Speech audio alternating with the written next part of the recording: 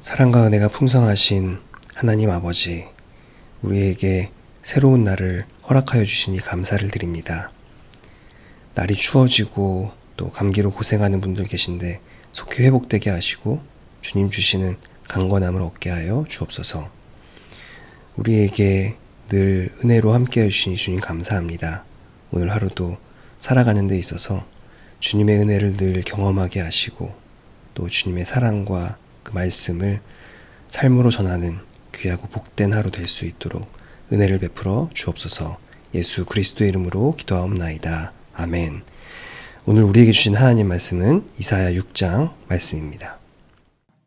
우시야 왕이 죽던 해에 내가 본즉 주께서 높이 들린 보좌에 앉으셨는데 그의 옷자락은 성전에 가득하였고 스랍들이 모시고 섰는데 각기 6 날개가 있어 그 둘로는 자기의 얼굴을 가리었고 그 둘로는 자기의 발을 가리었고 그 둘로는 날며 서로 불러 이르되 거룩하다 거룩하다 거룩하다 만군의 여호와여 그의 영광이 온 땅에 충만하도다 하더라. 이같이 화답하는 자의 소리로 말미암아 문지방의 터가 요동하며 성전에 연기가 충만한지라. 그때에 내가 말하되 화로다 나여 망하게 되었도다. 나는 입술이 부정한 사람이요 나는 입술이 부정한 백성 중에 거주하면서 만군의 여호와이신 왕을 배웠음이로다 하였더라. 그때 그 스랍 중에 하나가 부젓가락으로 제단에서 집은 바 핀숯을 손에 가지고 내게로 날아와서 그것을 내 입술에 대며 이르되 보라 이것이 내 입에 닿았으니 내 악이 제하여졌고 내 죄가 사하여졌느니라 하더라.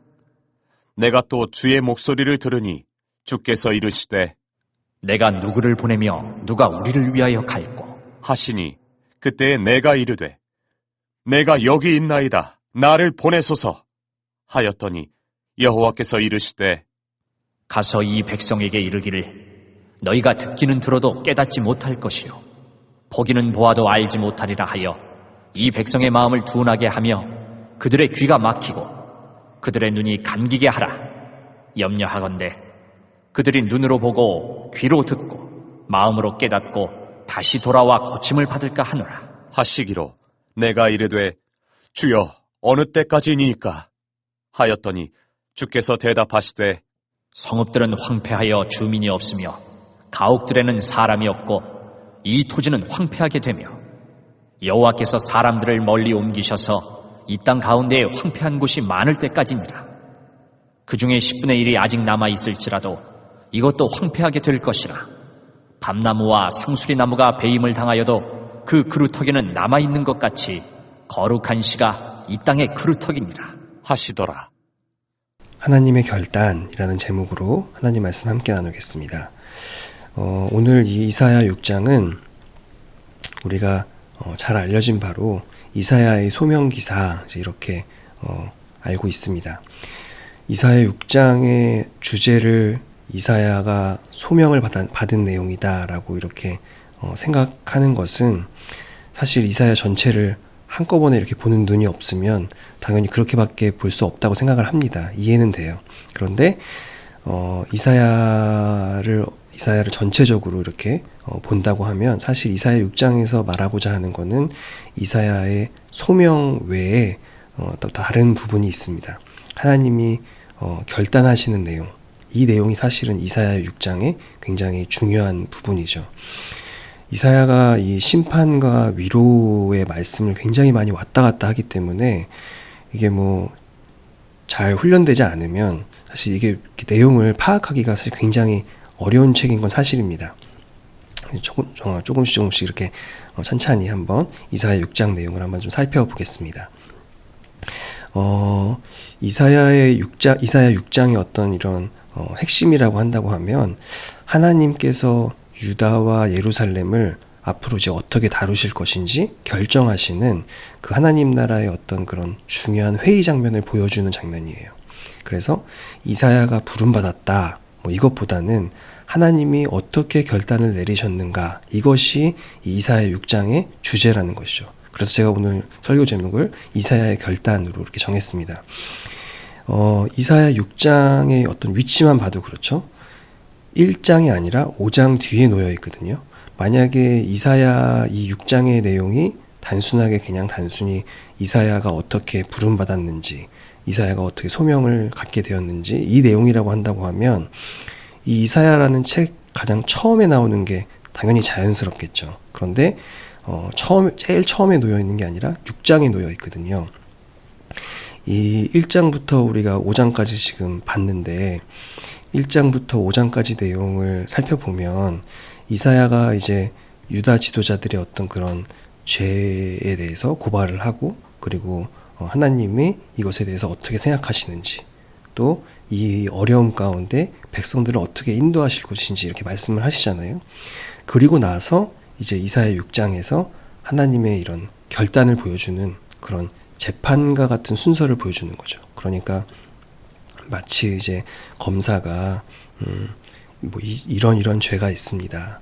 이런 죄 때문에 피해자가 이런 피해를 받았습니다. 재판장님 이렇게 재판을 해주십시오 라고 딱 청원을 하고, 그 다음에 재판장이 이제 이 재판을 하는 것 같은 그런 순서로 되어 있는 거죠. 그래서 6장에 이제 이 하나님이 이 1장부터 5장까지 있었던 그런 죄에 대한 고발, 그리고 그 고발한 내용을 통해서 하나님이 이제 이 상황에서 어떻게 마음 아파하시고 이제 이런 어떤 회복을, 어떤 위로를 주시는지 이야기를 하고, 6장에서는 하나님이 이제 그것에 대해서 내가 어떻게 결단하고 어떻게 이제 이 백성을 인도할 것인지라는 어떤 그런 내용을 보여주시는 겁니다. 이 6장 처음에 보면은 우시야 왕이 죽던 해 이제 이렇게 시작을 하는데요. 제가 지난주 수요 예배 때 다시 설교했었는데, 이 우시야 왕은 유다 역사에서 가장 성공적인 왕 가운데 한 사람입니다. 52년 동안 다스렸고, 또 우시야 왕이 있던 해가 굉장히 국력이 강하던 시기예요. 그래서 이제 안정됐었죠. 국제적으로도 좋은 위치에 있었고 아주 번영을 이뤘던 그런 시기입니다. 그런데 이 우시야 왕도 결국에는 하나님의 어떤 그런, 하나님께 불순종했죠. 하나님이 원하시지 않는 그런 제사를 드렸기 때문에 결국엔 그렇게 죽게 됩니다. 이사야는 이 순간에 지금 하나님을 바라보고 있는 거죠. 이 6장의 내용을 보면은 어떻게 보면은 재판장이 재판을 하는 그런 광경으로 이렇게 설명을 하고 있는데, 하나님이 보좌에 앉아 계시고 또 천사들이 이제 하나님을 이렇게 둘러싸고 있습니다. 그래서 이제 여기서 그 히브리어 성경으로 보면은 이제 에차라는 게 나오는데 하나님의 어떤 결단이라는 그런 단어거든요. 근데 이 에차라는 단어가 왜 중요하냐면은 그냥 단순한 결단이 아니에요. 그러니까 그냥 나 이거 하기로 결정했어. 뭐 저거를 먹기로 결정했어. 뭐 이것을 하기로 결정했어. 어떤 그냥 순간적으로 판단해서 내리는 그런 결정이 아니라 굉장히 오랜 기간 심사숙고 끝에 확정한 그런 결정을 의미합니다. 그러니까 하나님이 아주 심각하게 고민하시고 또 이렇게 판결하시는 이 내용을 보면서 이 천사들이 거룩 이렇게 3번을 외치는 거죠. 거룩하다, 거룩하다, 거룩하다 외치는 거죠.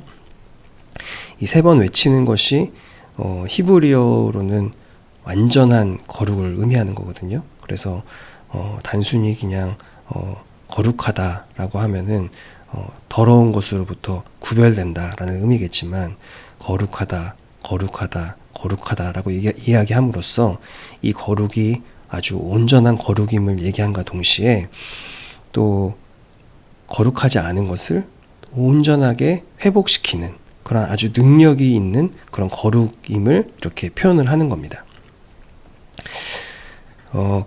여러분 그 안내일기 혹시 읽어보셨는지 모르겠어요. 제가 네덜란드 갔었을 때 그 안내의 집에 한번 가본 적이 있었거든요. 근데 제가 생각했던 그 안내의 집은 이렇게 숨어서 살던 집이기 때문에 굉장히 작은 집에 이렇게 숨어 살았을 거라고 생각을 했는데, 막상 가보니까 안내의 집이 엄청 커가지고 굉장히 놀랐던 그런 기억이 있습니다. 학생 때는 이제 교과서에 나온 내용 위주로 이렇게 읽었었는데 그 다녀온 이후에 굉장히 관심이 생겨가지고 안내의 일기 책을 전체를 다 이렇게 굵은 책으로 빌려서 읽어본 적이 있었어요. 근데 안내 일기에 보면은 그런 내용이 나옵니다. 이제 그 할머니의 모습이 천사처럼 나타났던 날 쓴 일기가 있어요. 꿈속에서 이제 할머니의 모습을 본 건데요. 할머니가 천사처럼 나타났다, 이렇게 써요. 근데 그날 이제 쓴 일기 내용이 뭐냐면은 할머니와 함께 했던 그런 좋았던 기억들, 이제 그런 내용을 쓰는데, 이제 반대로 할머니가 힘들고 외로웠을 때 자기가 그 마음을 이렇게 충분히 이해하지 못했다라는 어떤 그런 미안한 마음, 죄송한 마음, 그런 것들도 이렇게 함께 이렇게 씁니다. 사실 할머니의 모습이 천사로 나타났다고 하면 굉장히 기쁘고 좋은 기억만 떠올리고 너무 행복할 것 같은데, 그 천사의 모습을 보니까 반대로 어떤 자기의 부족한 모습이 선명하게 보이는 거죠. 근데 오늘 이사야도 마찬가지예요. 하나님의 천사가 거룩하다, 거룩하다, 거룩하다 이렇게 했을 때 하나님의 거룩하심, 하나님의 어떤 온전하심, 그런 아주 감격스러운 순간만 있는 것이 아니라 하나님의 그 온전한 거룩함을 보는 순간에 자기의 부정함이 보입니다. 그래서 이사야가 이제 이렇게 고백을 하는 거죠. 화로다, 나여 망하게 되었도다. 나는 입술이 부정한 사람이요. 이제 이렇게 고백을 하는 겁니다. 거룩하신 하나님 앞에서 자신의 어떤 그런 부족함이 보이는 거죠. 그런데 여기서 우리가 좀 주목해 봤으면 하는 것이, 이사야는 하나님의 거룩함을 본과 동시에 자신의 부족함을 이렇게 봤습니다. 그런데 사실 엄밀히 따지면 이사야는 하나님의 말씀을 이제 전할 사람이기 때문에 이 부족함을 자기의 죄로 고백을 하지 않아도 상관없거든요. 무슨 말이냐 하면, 이 부족함을 백성의 부족함으로 그냥 이야기하면 되거든요. 이 유다 공동체의 어떤 그 지도자들의 부족함이고 그들의 죄이기 때문에 내 죄로 이것을 굳이 하나님 앞에서 그렇게 고백하지 않아도 되는데, 이사야는 자신의 어떤 그런 죄로 이 순간 고백을 합니다. 하나님의 말씀을 전하는 사람이기 때문에 너희가 이런 죄가 있다, 너희가 이런 잘못을 했다, 뭐 이렇게 이야기할 수 있는데, 그 부족함을 도리어 자신의 죄로 이렇게 보는 거죠. 하나님은 이러한 어떤 이사야의 모습을 보시면서 이사야의 어떤 마음을 꿰뚫어 보신 것 같아요. 그러니까 이사야를 책망하시는 것이 아니라 이사야에게 말씀을 맡기시는 거죠. 하나님은 이런 사람에게 공동체를 맡기신다라고 봅니다.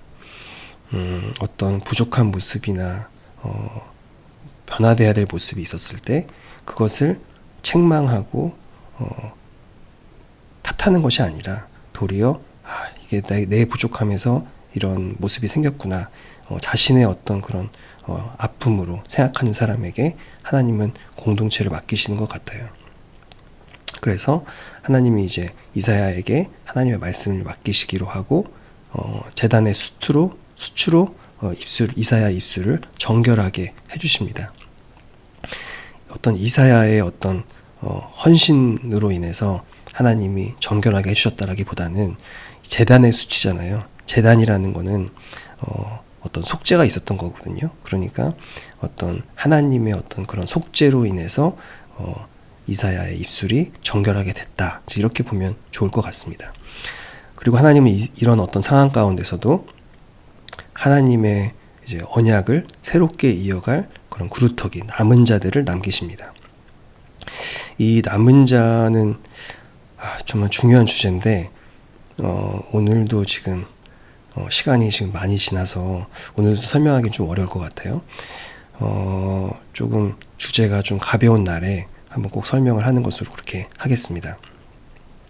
오늘 내용이 좀 너무 긴데 간단하게 좀 정리를 하면, 먼저 이제 오늘 본문 이전까지 1장에서부터 5장까지는 하나님이 이스라엘의 어떤 유다의 그 지도자들을 지도자들의 잘못을 계속 책망하시고 돌아와라 이렇게 부르시는 내용이고, 그런데 지도자들은 반복해서 이제 그 부르심에 대해서 거절을 하는 것이고요. 그때 이제 하나님의 심판이 임하기 때문에 백성들이 어려움을 겪게 되는 것이죠. 그런데 그 과정에서도 지도자들은 회개하는 것이 아니라 도리어 더 그 어려움 가운데서 어려움에 몰린 백성들의 것을 빼앗고 수탈하는 그런 내용이 1장부터 5장까지의 내용입니다. 그래서 하나님은 이 백성들을 어떻게 앞으로 인도하실 것인지 계획을 말씀하시고 이 백성들을 위로하시는 그런 장면이 1장부터 5장까지 내용이죠. 그리고 이 오늘 6장은 이제 그 지도자들이 반복해서 그 하나님의 어떤 그런 부르심에 대해서 거절한 것에 대해서 하나님이 최종적으로 판결을 하시는 겁니다. 이사야의 모습과 완전히 대조되는 것이죠.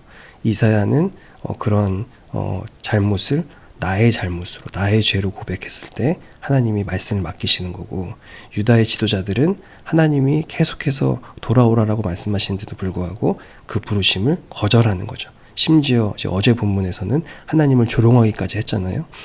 그런 상황에 대해서 하나님이 최종적으로 판결을 내리시는 겁니다. 하나님은 오늘 본문에 나오는 것처럼 완전한 거룩하심을 가진 분이기 때문에 이 불순종을 심판하십니다. 그런데 그것으로 끝나는 게 아니죠. 완전한 거룩하심을 가진 분이기 때문에 불순종을 심판하는 것으로 끝나는 것이 아니라, 파괴하는 것으로 끝나는 것이 아니라 정화시키시고 또 그 정화 과정에서 하나님 나라를 이어갈 남은 자들, 거룩한 씨를 이렇게 꽃피우게 하시는 겁니다. 오늘날 이제 우리 안에 더러운 모든 것들도 다 주님의 은혜로 깨끗하게 정화되기를 바랍니다. 우리 안에 어떤 그런 거룩이 하나님 나라의 씨앗이 되었으면 좋겠습니다. 그리고 우리의 어떤 이 자세가 오늘 이사야처럼 좋지 않은 것들, 거룩하지 않은 것들이 우리 안에 있다라고 한다고 하면 그것을 심판하는 어떤 그런 심판자, 재판관의 위치가 아니라 그것들을 나의 부족함으로 여기고 그것에 대해서 하나님께 무릎 꿇고 나아가는 그런 모습이 우리 가운데 있었으면 좋겠습니다. 그렇게 할 때 하나님께서는 우리에게 우리가 속한 모든 공동체들을 맡기실 것이고, 또 우리가 그 공동체를 회복하는 그런 하나님 나라의 귀한 씨앗의 역할을 할 수 있게끔 주님께서 우리에게 은혜를 베풀어 주실 줄로 믿습니다. 그런 놀라운 역사가 우리 에덴 장로교회 모든 성도님들, 그리고 우리 에덴 장로교회 성도님들이 속한 또 모든 삶의 자리 가운데 임하기를 주님의 이름으로 축원합니다. 기도하겠습니다. 사랑의 하나님, 우리가 거룩함을 회복함으로 각자의 삶의 자리에서 하나님 나라의 씨앗이 되기를 소원합니다. 주님 부르실 때 주님 내가 여기 있으니 나를 보내소서 이렇게 응답할 수 있는 에덴의 모든 권속들 다 되게 하여 주옵소서. 공동체의 부족한 모습과 아픔을 보면서 나의 아픔으로 받아들였던 그런 이사야의 마음을 우리가 갖기를 소원합니다. 우리 성도님들 속하신 모든 자리에서 그러한 긍휼함을 가짐으로 말미암아 그 모든 속한 곳을 우리 성도님들에게 맡겨주시는 그런 놀라운 은혜가 있기를 소망합니다. 우리 모든 성도님들을 통하여서 부족한 그 모든 자리가 하나님의 거룩함을 회복하는 자리가 될 수 있도록 주님께서 크신 은혜로 함께하여 주옵소서. 예수 그리스도 이름으로 기도하옵나이다. 아멘. 하늘에 계신 우리 아버지, 아버지의 이름을 거룩하게 하시며 아버지의 나라가 오게 하시며 아버지의 뜻이 하늘에서와 같이 땅에서도 이루어지게 하소서. 오늘 우리에게 일용할 양식을 주시고 우리가 우리에게 잘못한 사람을 용서하여 준 것 같이 우리 죄를 용서하여 주시고 우리를 시험에 빠지지 않게 하시고 악에서 구하소서. 나라와 권능과 영광이 영원히 아버지의 것입니다. 아멘.